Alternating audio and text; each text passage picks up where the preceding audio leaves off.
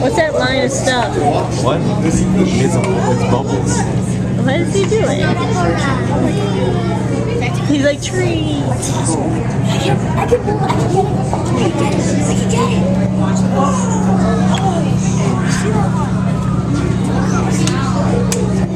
Oh, we missed that big one. I don't know what that was. Oh, that was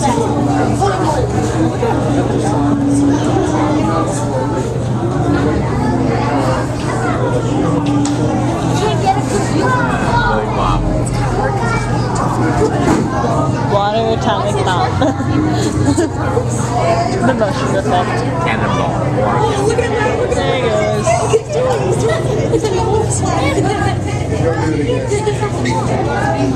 That's bad. Wave.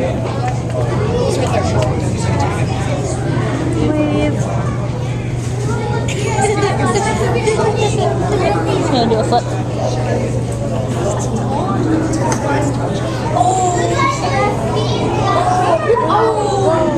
That's really great. Who stayed here this entire hour? 20. Stay here for 1 hour.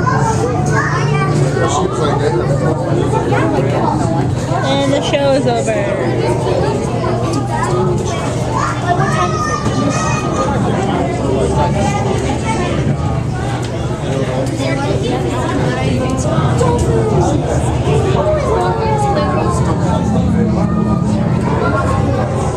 They're excited because they can do whatever they want now. Is that the synchronized?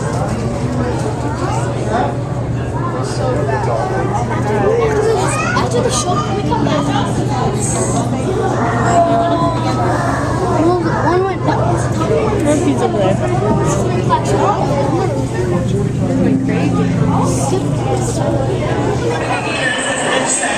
They can weigh up to 36 pounds. Now watch the rays closely, and you'll start to notice that they're usually swimming in groups. And that's so they can use their synchronized wing flaps to stir up the sediment and expose buried food. So Mitch, what does it feel like to be around the rays as you feed? You know, the rays get a lot of bad press. People think they're dangerous, but they're really very, very gentle action. Really think they're feed. This is due to the two modified fins on the front side of their body. They're using those to create suction. That's how they got along all their food. Mitch, another incredible animal, I know you love him, is the Atlantic tarpon. Can you tell us a bit about him? He's right here. He's coming by to check out the food. He decided he didn't like what I had. The tarpon's the big one. Sort of swam away, but he'll be back. And these are some of the largest The tarpon's the big one. They can grow to monstrous sizes. Some of them nearly 7 feet long and weighing up to 350 pounds. Tarpons are carnivores, and because of that size, they're not afraid to make a meal out of other fish on the reef. That's right. And another great story, of course, is Nickel, the green sea turtle over there. Yeah, I think a lot of folks have been watching her today, She's here in the middle. We call her Nickel, and she happens to have one of the most dramatic stories of any animal here at Shed. Once upon a time, Nickel was swimming along Florida's Gulf Coast. Suddenly, and without warning, she was struck by the propeller of a motorboat. Unfortunately, Nickel's injury was severe. Today, if you look to the back of her shell, you can still see where the propeller struck her. And the result of Nickel's injury, her backside will always float up. Thankfully, Nickel was discovered and nurtured back to health, but she'll never be able to return to our oceans. She's not a good home here at Shed Aquarium. We tell you Nickel's story only as a reminder. When we're in the waters of the world, we're the visitors and the home of all sorts of animal life. You know, another great part of that story is how Nickel got her name. That's true, because not many animals here at Shed have names. You probably started to realize that. But when she first arrived, our veterinary staff was doing a routine checkup. And during her x-ray, they noticed an object lodged in her throat. So they used a small, specialized tool to remove it. And Mitch, what did they find? They found a 1975 nickel. That's how she got her name. Nickel's story is pretty incredible, but it's not the only one you're going to hear today. We want to encourage you to actively seek out these animals and their stories. Like Granddad. He's one of the Australian longfish living in the environment. Granddad has been living here at Shed Aquarium since 1933. He's more than 80 years old.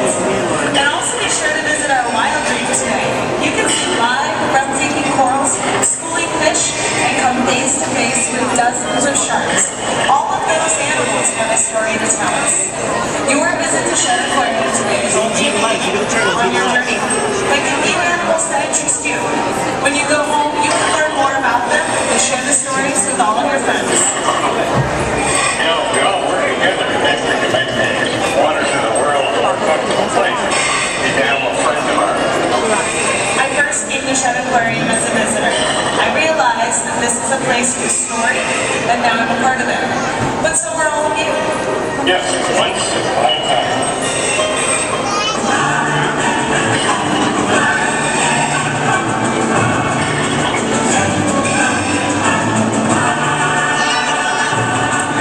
Once again, folks, good afternoon. Welcome to the warm waters of the Caribbean here at Shag. There are a few new faces in the group. My name is Christine. I'm out here on dry land with everyone, and we're going to start a question and answer session. So anything you're curious about, some of the animals, the reef, my good guy buddy Mitch here, just raise your hand. I'll be passing those along during our dive. Also, friendly reminder, please take pictures, but make sure the flash is turned on your camera. Mitch, how's it going? That's going real well. The feed is going well. It seems like we're getting a pretty good distribution of the different animals. So, I'm happy. It's good. Speaking of feed, can you tell us what you're feeding the animals today? Well, for the most part, it is seafood, as you can imagine. Since most of these fish in here are carnivores. You've got something like this little smelt, and they've like eating those all. I have some pieces of this is large krill. It looks like popcorn shrimp. That's large krill and all the fish like that. For our herbivores. I also have some clam and some squid, but for the herbivores in here, we do have some chopped up seaweed in gelatin form, and then along with that, we have some carrot and some sweet potato that's shredded. So it's a very, very good diet. All right, I'm going to grab some questions here in just a moment. That's quite a laundry list there, Mitch. And yes, it is restaurant quality seafood we're feeding. Same dish you and I eat. And yes, I eat seafood. Work at the aquarium. I love sushi. But I also love eating fish that's healthy for me and healthy for our environments. So I use the Right Way card when I'm out at a restaurant. These are free. And I'll have a whole bunch after our dive. It's a list of seafood. So if you've ever wondered, should I have the salmon, the tilapia, the lobster, the shrimp, the list goes on and on. This is very helpful. And again, it's free. So if you'd like one after the dive, I'll have a whole bunch by the clock. All right, Mitch, I was going to try and grab a few questions here. I'll get us started. Can you tell us more about the Atlantic tarpon?